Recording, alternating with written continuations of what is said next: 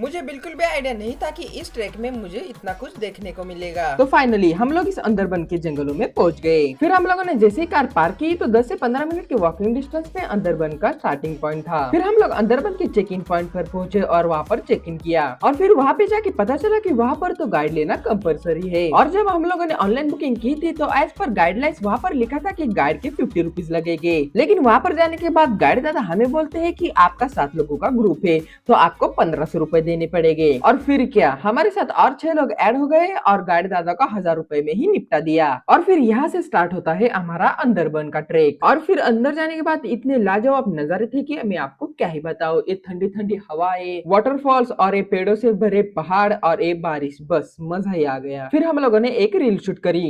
welcome to